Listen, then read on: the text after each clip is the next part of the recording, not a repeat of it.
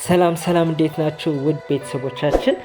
ዛሬ ደግሞ እውነተኛ ታሪክ ላይ የተመሰረተ የሚገርም ታሪክ ይዤላችሁ ቀርብ ያለው ማለት ነው እና ለቻናላችን አዲስ ከሆኑ ሰብስክራይብ፣ ላይክ፣ ሼር ማድረጉት እንዳይረሳ።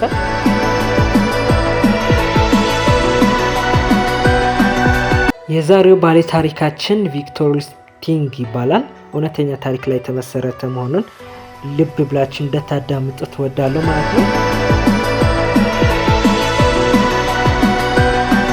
ቪክቶር ሉስቲንግ በ1890 በኦስትሮ ሃንጋሪ ግዛት ወይም በአሁን ላይ ቼክ ሪፐብሊክ የምትባል ስፍራ ነው የተወለደው እና ቪክቶር ያደገው በድህነት ሳይሆን በጣም በከበረ ቤተሰብ ነበር የተወለደው።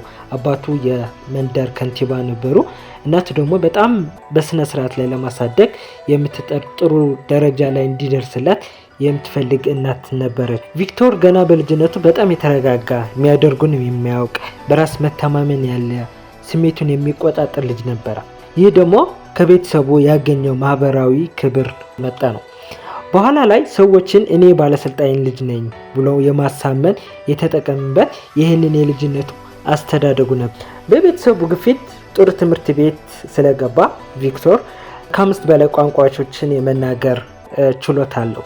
አንደኛው የቼክ ሪፐብሊክ አፍ መፍቻ ቋንቋ ነው። ተጨማሪ ጀርመንኛ፣ እንግሊዝኛ፣ ፈረንሳይኛ፣ ጣሊያንኛ በደንብ አድርጎ አቀላጥፎ የመናገር ችሎታ አለው እና ቪክቶር በትምህርት ቤት እንዲማር በሚላክበት ሰዓት ላይ እዛ ላይ በጣም ትኩረት ያደረገው ነበር የማጭበርበር ስራዎች ነው። ሲያጭበረብር ደግሞ ያንተን ገንዘብ አንተ በፍቃደኝነት እንድትሰጠው የማሳመን ችሎታ ነበረው። ቪክቶር በትምህርት ቤት ቆይታው የጓደኞችን የኪስ ገንዘብ ለማግኘት የተለያዩ የውሸት ጨዋታዎችን ይፈጥር ነበረ እና ጓደኞቻቸውን ገንዘባቸው ሲሰጡት የሚሰርቃቸው ሳይሆን በንግግር ያሳምናቸውና በራሳቸው ፍቃድ ሳይሰርቃቸው በፈቃድ እንዲሰጡት የማድረግ ችሎታ ነበረ እና በቤተሰቦቹ ላይ በ19 ዓመቱ ለትምህርት ወደ ፓሪስ ይላክና እሱ ግን ትምህርቱን ትቶ በፓሪስ ያሉ ጎዳናዎችን የቁማር ጨዋታዎችን ማጥናት ይጀምራል። በተለይ በካርታ ጨዋታዎች ላይ ሰዎችን የማታለል፣ ሰዎችን አሳምኖ ገንዘብን የመስረቅ ጥበብን በደንብ መለማመድ ጀመረ። ቪክቶር በአውሮፓና በአሜሪካ በሚመላለሱ ቅንጦት መርከቦች ላይ በመሳፈር የሀብታም ተጓዦች መፈላለግ፣ ሀብታሞች በጣም ዝነኛ የሚባሉ ባለጸጋ ሀብታሞች ላይ እነሱ መፈላለግ ይጀምራል። ራሱ እንደ ሀብታም አለባበስ የሚያደርገውም የሚለብሰውም ሽቶዎቹ ኤቭሪቲንግ የሀብታም የሚያስመስሉ ይህ ልጅ ሀብታም ነው የሚያስብል አይነት አቀራረብ ይቀርብ ነበረ እና በመርከብ ጉዞ ላይ ወቅት ላይ በካርታ ጨዋታ ላይ ብቻ ከአንድ ሰው በሺዎች የሚቆጠር ዶላር ይበላም ወይም ይሰርቅ ነበር።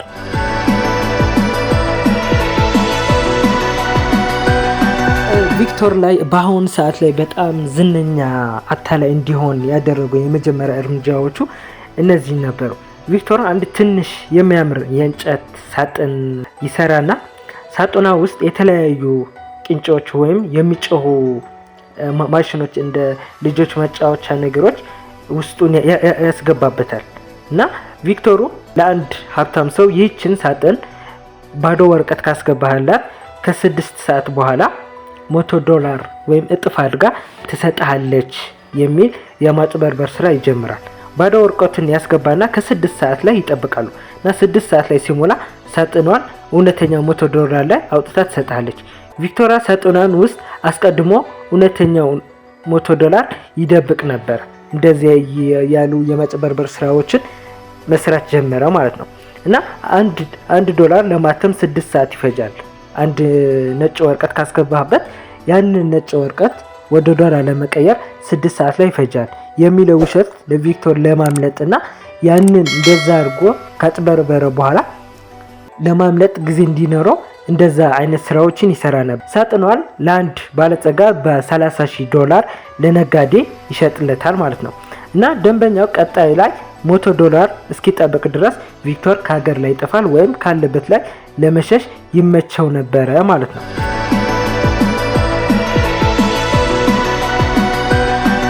በልጅነቱ በወጣትነቱ ካዳበረው እንደዚህ አይነት ስራዎችን የማጭበርበር ስራዎችን የማሳመን ችሎታ ላይ ራሱን በደንብ እንዲተማመን ኮንፊደንስ እንዲኖረው ያደረገው መጣና ይህንን ስራዎችን በጣም ወደ ትልቅ ቢዝነስ ላይ ለመቀየር አስባል ማለት ነው።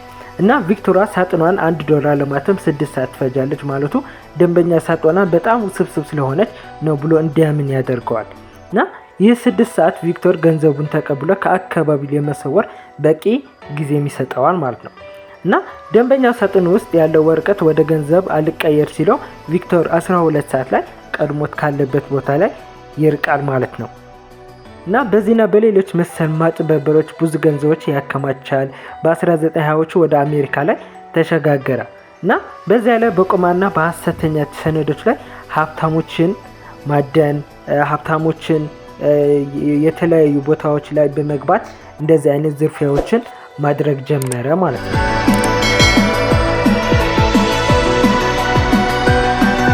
እና ቪክቶር ላይ በ1925 ዳግም ወደ ፓሪስ ይመለስና በወቅቱ ላይ ፓሪስ ከአንደኛው የዓለም ጦርነት ላይ በጣም በጦርነት ከተጎዱ አገሮች አንዷ ነበረች እና የትልቁ የኤልፍ ታወር የፓሪስ ትልቅ ታወር ላይ እድሳት ለማድረግ በጣም ለመንግስት ትልቅ የገንዘብ ሸክም ሆነ ነበር እና ቪክቶር ላይ ይሄንን ትልቅ የገንዘብ ሸክም ለመንግስት እንደሆነበት በጋዜጣ ላይ ባነበበ አንድ አዲስ ሀሳብ መጣለት። እንደነገርኳችሁ ከዚህ በፊት በጣም ብዙ የማጭበርበር ስራዎች ስላሰራ በጣም በራስ የመተማመን በጣም አጎልብቶት ነበርና የፖስትና የቴሌግራፍ ሚኒስተር ነኝ ብሎ ለሌሎች ሰዎች ማስታወቅ ጀመረ ማለት ነው። እና መንግስት ታወሩን መጠገን ስላልቻለ አፍርሶ እንደ ብረት ሊሸጠው እንደወሰነ የሚገልጽ የሐሰት ደብዳቤ ማዘጋጀት ጀመረ ማለት ነው። ይህንን ማን ይገዛኝ ብሎ ባሰበ ለ6 ነጋዴዎች ላይ ይመርጣል ማለት ነውና 6 ነጋዴዎችን በጣም በአንድ ትልቅ ሆቴል ላይ ለስብሰባ ይጠራቸዋል እና ይሄንን እዚህ ላይ ጠራኋችሁ ይሄንን ነገር ሰው ቢሰማ አመጽ ስለሚያስነሳ ለዚህ በሚስጥር መያዝ አለበት ብሎ ለሰዎችን ያሳምናቸዋል ማለት ነው። እና ቪክቶር ላይ በዛን ሰዓት ላይ ምንድነው ያሰበው? 6ቱ ሊገዙት አይችሉም ያንን ታወር ላይ። ስለዚህ ከ6ቱ አንድ ሰው መምረጥ አለብኝ፣ አንድ ሰው ነው ታወር መሸጥ ያለብኝ ብሎ ከ6 አንድ ሰው ይመርጣል እና ቪክቶር ከ6 ነጋዴዎች አንድ ነጋዴ ላይ ደካማ ጎንን አይቶ ይመርጣል ማለት ነው።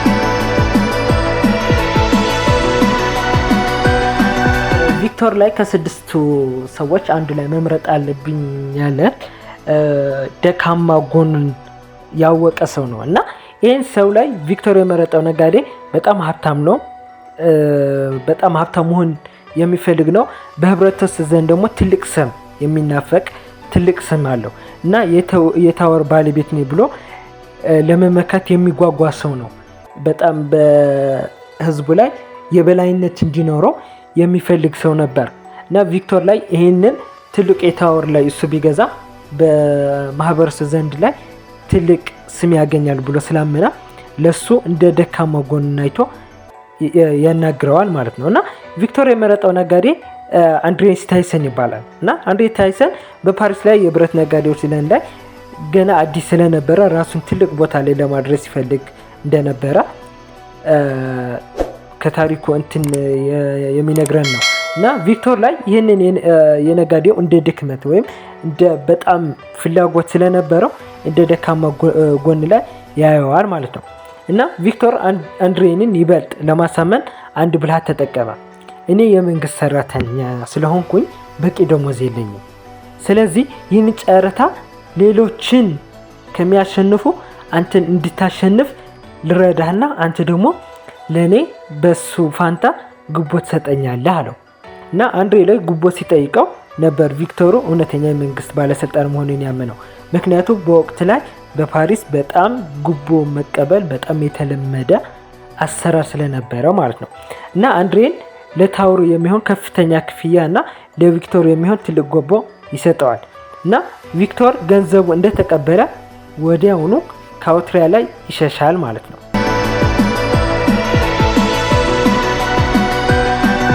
ከዛ አንድሬ ታይሰን መታለሉን ከረፈደ በኋላ ነበር መታለሉን ሲያውቅ በጣም ነው ያፈረው። ምክንያቱም ኤልፍ ታወር ላይ በህዝቡ ትልቅ ተቀባይነት ለማግኘት የሚፈልግ ሰው ነበረ። በዛ ላይ ታወሩን ገዝቻለሁ ብሎ ቢናገር የሰው መሳለቂያ እንደሚሆን ገባው ማለት ነው። እና ለማንምም አልተናገረም፣ ለፖሊስም አላሳወቀም፣ ለማንምም ሊናገር አልቻለ ማለት ነው። ከዛ ቪክቶር ግን ይህንን የዝርፊያ አካሄዱ ላይ በጣም ወደ አደገኛ ሰዎች ከሚባሉም ራሱ ስራውን መቀጠል ጀመረ ማለት ነው። እና በቪክቶር አልካፓን ዘንድ ይሄድና አልካፓን ማለት በጣም ይህንን በዓለም ላይ እናት ጉድጓድ ላይ ብትገባ ራሱ አታመልጠኝም አንተ የሚባሉ ሰዎች ወይም እጃቸው ረጅም የሚባል በሄድክበት ቦታ ላይ ሊያገኙ የሚችሉ አይነት ሰው ነበር እና እዛ ላይ ሄዶ አንዲት ትልቅ የንግድ እድል አለኝ ይለዋል።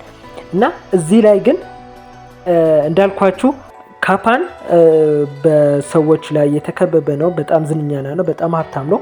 ከዛ ግን ማንም ሰው አያምንም እና ቪክቶር ምንድነው የፈለገው ከሱ ላይ ትልቅ እምነት እንዲያገኝ ትልቅ እምነት አግኝቶ የሱ የአጋሩ እንዲሆን ነበር የፈለገውና አንድ ትልቅ ቢዝነስ አለኝ እና $50,000 ብታበድረኝ በ2 ወር ውስጥ እጥፍ አድርጌ እመልስልሃለሁ አለው ቪክቶር ማለት ነው። እና አልካፓንም ካታለለኝ ግን ትገደላለህ በማለት ያስጠንቀዋል። እና ቪክቶር ላይ ገንዘቡን ተቀብሎ ምንም አልሰራበትም፣ ስራ ላይ አላዋለውም፣ አስቀምጠው ለ2 ወራት ያህል ገንዘብ በካዝና ውስጥ ዝም ብሎ አስቀምጠውና ከ2 ወር በኋላ ቪክቶር አልካፓንን ዘንድ ተመልሶ ይሄዳል።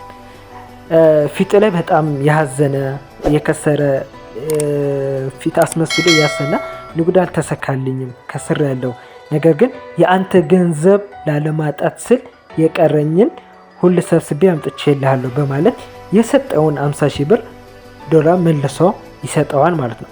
እና አልካፓን በቪክቶር ታማኝነት በጣም ተገረመ። ምክንያቱም አብዛኛዎቹ በዛን ሰዓት ላይ የሚያጋጥሙት የነበሩት ከነሱ ይበደርና ወይም ኪሳራ ላይ ሲያጋጥማቸው ለመሸሽ ለመጥፋት ይሞክራሉ። ከዛ እሱ ደግሞ ይገድላቸዋል ማለት ነው። እና በጣም በታማኝነቱ ተገርሞ ለቪክቶር ይሄን $5,000 ለአንተ በስጦታ ልሰጥ እፈልጋለሁ። ምክንያቱም ቪክቶር ቅድም የሄደውም አልካፓን ላይ አታሎ ገንዘብ ከመውሰድ ይልቅ የታማኝነትን ስም አትርፎ ያችን $5,000 በስጦታ መውሰድ ነበረ። ቅድም እንደነገርኳችሁ ሁሌም ቪክቶር ምንድነው የሚያደርገው ራስህን የሆነ ነገር ያታልልህና የራስህን ነገር ራስህን እንድትሰጠው በማታለል ነው የሚታወቀው ማለት ነው።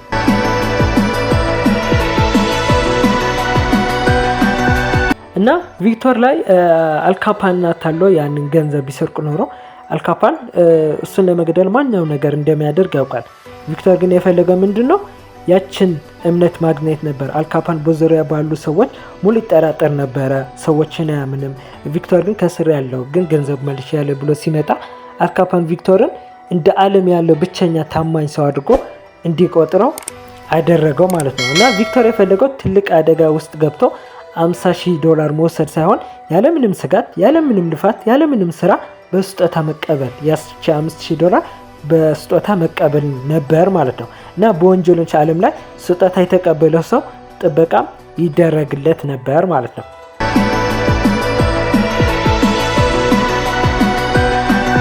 እንደዚህ አይነት በጣም የማታለል ስራዎች ላይ በሚሰራበት ሰዓት ላይ ቪክቶር ለረጅም ጊዜ ከፖሊስ በጥቆማ ይፈለግ ነበረ። ከዛ ያመልጣል፣ ይፈለጋል፣ ያመልጣል። ውድቀቱ የመጣው ግን ከሚጠብቀው ሳይሆን ከሚቀርበው በጣም ከቅርብ ሰው ቢሊ የተባለች ነው። ቢሊ ማለት ካልን የቢሊ የቪክቶር ሴት ጓደኛው ናት። ከሌላ ሴት ጋር ግንኙነት እንዳለው ወይም እንደሚማግጥባት ስታውቅ በጣም ቀናተኛ ስለነበረች ወዲያውኑ ለፖሊስ ደውላ ቪክቶር የት እንደሚገኝ ጠቆመች። ከዛ አስያዘችው ማለት ነው። ቪክቶር ተይዞ ወደ እስር ቤት ቢገባም እጅ ግን አልሰጠም። በአንድ ወቅት ላይ ከአንድ ፎቅ ላይ አንሶላ ላይ በማሰር ተንጠልጥሎ ለማምለጥ ሞክሮ ነበር። ነገር ግን በስተመጨረሻ ወደ አሜሪካ በጣም እጅግ አስፈሪ ወደሚባለው አልካትራዝ ወደሚባል ትልቅ እስር ቤት ላይ ወደዛ ተላከ ማለት ነው።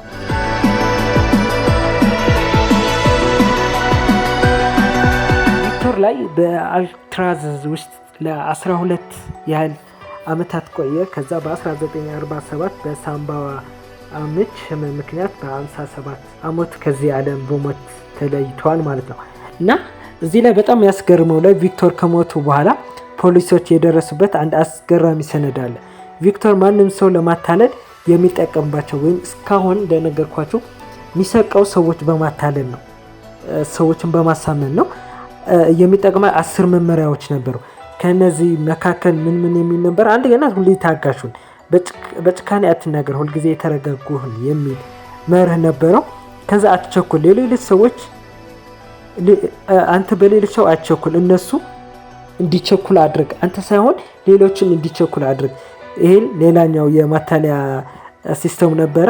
ሶስተኛው ደግሞ አድማጭ ሁን፣ ሰዎች ስለራሳቸው እንዲናገሩ እድል ስጣቸው፣ ከዚያም በሚናገሩበት ሰዓት ላይ ድክመታቸውን ታውቃለህ የሚል 3 መርህ እንደነበራቸው በእስር ቤት ላይ ከሞተ በኋላ የተገኙ ሰነዶች ናቸው ማለት ነው። በጣም በእውነተኛ ታሪክ የተመሰረተ በጣም ምርጥ ታሪክ ነው። ብዙ ነገር እንዳገኛችሁበትም በጣም እንደወደዳችሁትም እርግጠኛ ነኝ። ላይክ፣ ሰብስክራይብ፣ ሼር በማድረግ ቤተሰብ ሆኖ በሌላ ታሪክ እስከምንገናኝ ደህና ቆይልኝ።